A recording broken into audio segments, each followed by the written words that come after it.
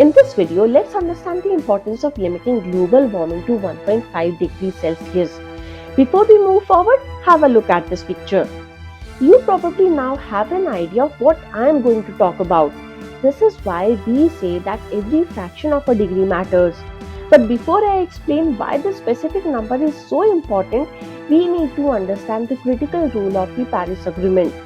The Paris Agreement was established at COP21, where 195 countries came together to sign a landmark legal document in December 2015, which came into effect in November 2016. Its primary goal is to hold the increase in the global average temperature to well below 2 degrees Celsius above pre-industrial levels, and to pursue efforts to limit the temperature increase to 1.5 degrees Celsius. You might wonder, what's the confusion? Why the focus on 1.5 degrees Celsius? The truth is, at subsequent COPs like 26, 27 and 28, countries emphasized that the impacts of climate change would be far less severe at 1.5 degrees Celsius compared to 2 degrees Celsius. This is why they firmly resolved to pursue the more ambitious 1.5 degrees Celsius limit. A global warming of 1.5 degrees Celsius above pre-industrial levels is considered a critical threshold. Beyond this point, the consequences for human life and ecosystems become increasingly severe and difficult to manage. According to scientific reports, at 1.5 degrees Celsius, adaptation is more feasible. Our world would experience fewer negative impacts in the intensity and frequency of extreme events.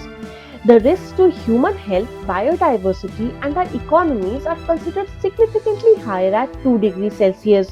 For example, at 2 degrees Celsius, 18% of insects, 16% of plants, and 8% of vertebrates would lose over half of their geographic range, the area where they can survive. The Earth's global average temperature reached or exceeded 1.5 degrees Celsius every month between July 2023 and June 2024. However, it's crucial to understand that these monthly or annual breaches do not mean the world has already failed the Paris Agreement. The agreement refers to a long-term temperature average over decades, not individual months or years. Temperatures for any single period can fluctuate due to natural variability such as El Nino events. I hope this has helped you understand a major effect of fossil fuel emissions on our climate. In our next video of the COP of Hope series, we will talk about how fossil fuels are directly impacting human health. Stay tuned and subscribe to the channel so you don't miss out on this critical information about our planet's future.